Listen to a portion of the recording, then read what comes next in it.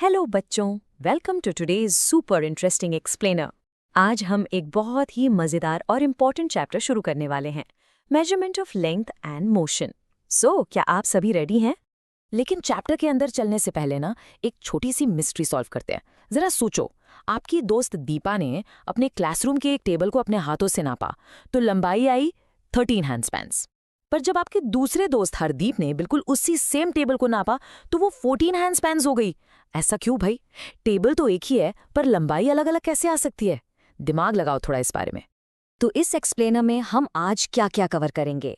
पहला, मेजरमेंट की जरूरत। दूसरा, बॉडी पार्ट से मेजरमेंट। तीसरा, स्टैंडर्ड यूनिट्स का जादू। चौथा, सही तरीका मेजरमेंट का। पांचवा, कर्व्ड लाइंस को कैसे नापें। और लास्ट में हमारा फेवरेट, समरी और प्रैक्टिस टाइम। चलिए फटाफट स्टार्ट करते हैं। हमारा पहला टॉपिक है मेजरमेंट की जरूरत। आपने कभी नोटिस किया है कि एक दुकानदार और एक टेलर लंबाई नापने के लिए बिल्कुल अलग-अलग टूल्स यूज करते हैं? ऐसा क्यों करते हैं वो? चलिए इसको एक मस्त सी स्टोरी से समझते हैं।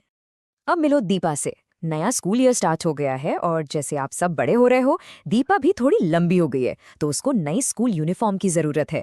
उसकी मम्मी उसे एक कपड़े की दुकान पर ले जाती हैं।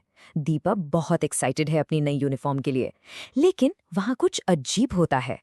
दुकान पर कपड़ा नापने के लिए शॉपकीपर एकदम कड़क मेटल की मेजरिंग रॉड यूज करता है, लेकिन जब वही दीपा टेलर के पास जाती है तो टेलर उसकी बॉडी नापने के लिए एक फ्लेक्सिबल सी टेप निकाल लेता है। ऊपर से दीपा की मम्मी टेलर को बोलती है कि यूनिफॉर्म की लंबाई 4 अंगुला यानी 4 उंगलियों जितनी एक्स्ट्रा रखना। दीपा तो पूरी तरह सोच में पड़ गई कि ये रॉड और टेप उसकी ज्योमेट्री बॉक्स वाली स्केल से इतने अलग क्यों है और ये 4 अंगुला क्या नया कॉन्सेप्ट है। अब आते हैं हमारे दूसरे टॉपिक पर, बॉडी पार्ट से मेजरमेंट। यही सब सोचती हुई दीपा स्कूल पहुंची और उसने अपने दोस्तों से कहा कि क्यों ना हम अपने क्लासरूम की डेस्क को अपनी ही हाथों से नापें। आप लोग भी खुद इमेजिन करके देखो, अगर आपको अपनी डेस्क सिर्फ अपने हाथों से नापनी हो तो कैसा रहेगा?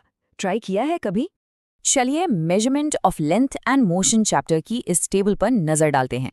दीपा, पद्मा, अनीश और हरदीप ने अपनी क्लासरूम डेस्क को अपने हैंडस्पैन से नापा और रिजल्ट्स देखो जरा। अनीश का मेजरमेंट आया स्लाइटली मोर देन 13, पद्मा का एग्जैक्टली 13, दीपा का 13 और 14 के बीच में और हरदीप का प्योर 14 हैंडस्पैन्स। देखा आपने, टेबल एक ही है लेकिन सबका आंसर अलग अलग आया। समझ आया ऐसा क्यों हुआ? सिंपल, क्योंकि हर बच्चे के हाथ का साइज अलग अलग होता है। इसे हम हैंडस्पैन कहते हैं, जिसे दीपा की मम्मी बालिस्ट कहती हैं। पता है, पहले के जमाने में लोग लंबाई नापने के लिए बिल्कुल ऐसे ही अपनी बॉडी पार्ट्स का यूज करते थे, जैसे हैंडस्पैन, अपने कदम या फुट का साइज। पर इसमें एक बहुत बड़ी प्रॉब्लम थी। प्रॉब्लम ये थी कि हर इंसान की हाइट और बॉडी पार्ट्स का साइज अलग अलग होता है। तो अगर मैं आपसे कहूं कि ये कपड़ा 5 बालिश लंबा है तो मेरे हाथ से वो लेंथ अलग आएगी और आपके हाथ से अलग। बहुत कंफ्यूजन वाली बात हो गई ना ये। और हाँ, याद है दीपा की मम्मी ने टेलर को क्या कहा था? 4 अंगुला एक्स्ट्रा रखना। अंगुला का मतलब होता है फिंगर विड्थ, यानी उंगली की चौड़ाई। ये एक ancient Indian unit of measurement है जो सदियों से यूज हो रही है और आज भी हमारे कारपेंटर्स और टेलर्स इसको काम में लाते हैं। लेकिन यहाँ फिर वही सेम प्रॉब्लम आती है, मेरी और आपकी उंगलियों का साइज एक जैसा थोड़ी है। अब आते हैं हमारे तीसरे टॉपिक पर, स्टैंडर्ड यूनिट्स का जादू। इतनी बड़ी प्रॉब्लम और इतनी सारी कंफ्यूजन को हमेशा के लिए दूर करने के लिए एक जादू की जरूरत थी।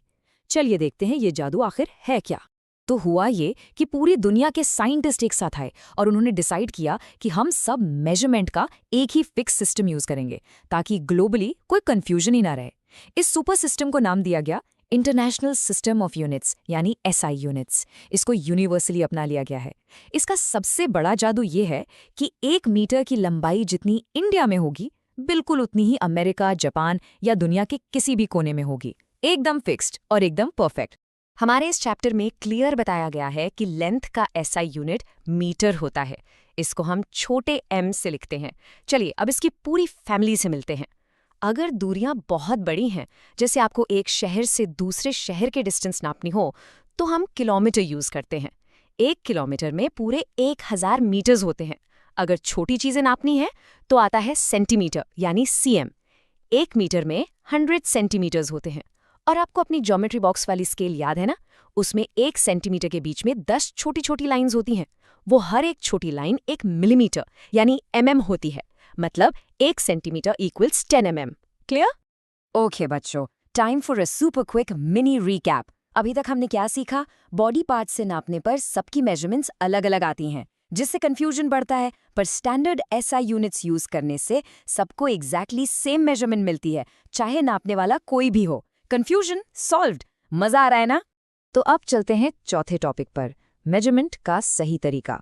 देखो, स्केल तो हम सबके ज्योमेट्री बॉक्स में होता है, लेकिन क्या हमें सच में उसे सही से यूज करना आता है? मुझे बिल्कुल सच सच बताना, जब आप लोग अपनी पेंसिल नापते हो तो स्केल कैसे रखते हो? पहली फोटो में अगर आप देखो तो स्केल थोड़ा टेढ़ा रखा हुआ है। ये एकदम गलत तरीका है, बिल्कुल इनकरेक्ट। दूसरी फोटो में स्केल एकदम सीधा और ऑब्जेक्ट के बिल्कुल साथ चिपक कर रखा हुआ है। ये है करेक्ट तरीका। तो हमेशा ध्यान रखना है कि स्केल ऑब्जेक्ट की लंबाई के बिल्कुल पैरेलल और प्रॉपर कांटेक्ट में होना चाहिए, वरना आपकी आधी मेहनत बेकार और मेजरमेंट बिल्कुल गलत हो जाएगी। सही मेजरमेंट लेने के सिर्फ 2 मेन स्टेप्स हैं बच्चों। स्टेप नंबर 1, स्केल को ऑब्जेक्ट की लंबाई के साथ बिल्कुल सटा कर रखें, जैसे अभी हमने देखा। स्टेप नंबर 2, और ये सबसे जरूरी है, जब आप रीडिंग ले रहे हो ना, तो आपकी आंख बिल्कुल उस पॉइंट के ऊपर होनी चाहिए जहां स्केल पर मार्क है। अगर आप थोड़ा लेफ्ट या राइट साइड से देखोगे तो लाइन थोड़ी आगे पीछे दिखेगी। अभी इमेजिन करके देखो, आप अपनी पेंसिल डेस्क पर रखकर स्केल से नाप रहे हो और आपकी आंख बिल्कुल पेंसिल की टिप के सीधा ऊपर है। परफेक्ट तरीका। 5वां टॉपिक है कर्व्ड लाइंस को नापना। चलो, स्ट्रेट चीजों को तो हमने अपने स्केल से आराम से नाप लिया, पर एक ट्रिकी सिचुएशन सोचो। अगर ऑब्जेक्ट स्ट्रेट है ही नहीं तो क्या करोगे?